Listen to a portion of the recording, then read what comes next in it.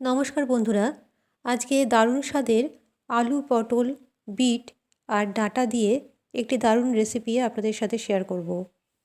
সকালের জলখাবার হোক বা দুপুরে ভাতের সাথে এই আলু, পটল, বিট আর লাল ডাঁটা দিয়ে একটি দারুণ সবজি আপনারা তৈরি করে দেখুন।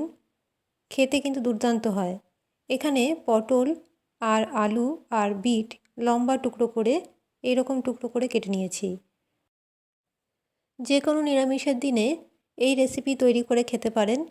আর এখানে লাল শাকের যে লাল ডাঁটাগুলো থাকে সেগুলোই আমি নিয়েছি, পাতা কিন্তু নিইনি। এখানে লাল শাকের পাতাগুলো নিতে হবে না, শুধু ডাঁটি নিলেই হবে। আর বিট লম্বা টুকরো করে কেটে নিয়েছি, পটল আলুও লম্বা টুকরো করে কেটে নিয়েছি। এবার একটা কড়াইয়ের মধ্যে নিয়ে নিচ্ছি বেশ কিছুটা সাদা তেল। আমি এখানে সাদা তেলের রেসিপি তৈরি করছি, আপনারা ইচ্ছে হলে সর্ষের তেলও করতে পারেন। তেল গরম হলে এর মধ্যে কয়েকটা ডালের বড়ি ভেজে নিচ্ছি। এখানে গ্যাসের ফ্লেম মিডিয়ামে রেখে ডালের বড়ি 30 থেকে 40 সেকেন্ডের মতো ভেজে নিতে হবে। যে সকল বন্ধুরা মাই ভেজ ফুড চ্যানেলটি সাবস্ক্রাইব করে রেখেছেন তাদেরকে জানাই অসংখ্য ধন্যবাদ। আর নতুন বন্ধুদের জানাই আমার চ্যানেলে অনেক অনেক স্বাগত। মাই ভেজ ফুড চ্যানেলের রেসিপিগুলো আপনাদের কেমন লাগছে অবশ্যই কমেন্ট করে জানাবেন। বড়িগুলো ভাজা হয়ে গেছে। এবার ওই তেলের মধ্যেই দিয়ে দিচ্ছি হাফ চামচ পাঁচফোড়ন। বড়ি সমেতই এর মধ্যে পাঁচফোড়নটা দিয়ে দিলাম। এবার একটু নেড়ে চেড়ে দিচ্ছি। আর এর মধ্যে দিয়ে দেবো কেটে রাখা সবজিগুলো। সবজি কিন্তু ভাপানো নেই, তাই কাঁচা সবজি দিচ্ছি। এবার খুব ভালো করে নেড়ে চেড়ে নিতে হবে। গ্যাসের ফ্লেম মিডিয়ামে রেখে সবজি ভালো মতো নেড়ে চেড়ে নিচ্ছি। এখানে আমি আলু, পটল আর বিট ব্যবহার করেছি, আপনারা আপনাদের ইচ্ছে মতো সবজি ব্যবহার করতে পারেন। খুব ভালো মতো নেড়ে চেড়ে নিতে হবে। আর লাল ডাঁটা দিলে লাল ডাঁটা কচি দেখেই দেবেন, আর আমি এখানে কিন্তু কচি লাল ডাঁটাই ব্যবহার করেছি।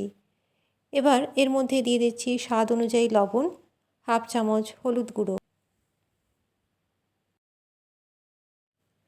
গ্যাসের ফ্লেম মিডিয়ামে রেখে সবজিগুলো অনবরত নেড়ে যেতে হবে প্রায় 1 থেকে 2 মিনিটের মতো। খুব ভালো করে কষিয়ে নিতে হবে। এর মধ্যে কিন্তু খুব বেশি মশলা আমি দেব না,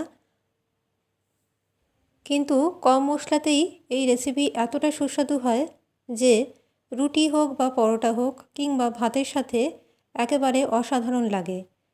সম্পূর্ণ নিরামিষ কিন্তু খেতে দারুণ স্বাদের। একবার অন্তত বাড়িতে এইভাবে তৈরি করে দেখুন, খেতে দুর্দান্ত লাগে।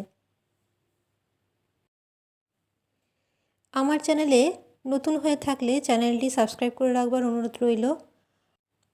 রেসিপি ভালো লাগলে একটা লাইক করবেন। প্রায় 2 মিনিটের মতো ভালো করে সবজি কষিয়ে নিয়েছি। এর মধ্যে একটাই মশলা দেব, সেটা হচ্ছে 2 চামচ সর্ষে, 2টো কাঁচা লঙ্কা, সামান্য লবণ দিয়ে একটা পেস্ট তৈরি করে নিয়েছি। এই পেস্টটা এবার দিয়ে দিলাম সবজির মধ্যে। এবার সবজির সাথে পেস্ট ভালো মতো মিক্স করে নিতে হবে। খুব বেশি নাড়াচাড়ার দরকার নেই, সামান্য নেড়ে নিলেই হবে, কারণ এটা সর্ষে বাটা। তাই সামান্য নেড়েচেড়ে এর মধ্যে দিয়ে দিচ্ছি যেই বাটিতে সর্ষে বেটে রেখেছিলাম সেই বাটির মধ্যেই কিছুটা জল দিয়ে এর মধ্যে দিয়ে দিলাম। এবার একটু নেড়েচেড়ে এর মধ্যে আরও কিছুটা জল আমি অ্যাড করব। যেহেতু সবজিগুলো কাঁচা আছে তাই সেই কারণে সামান্য জল দিচ্ছি তার মধ্যে, যাতে সবজিগুলো ভালো মতো সেদ্ধ হয়ে যায়।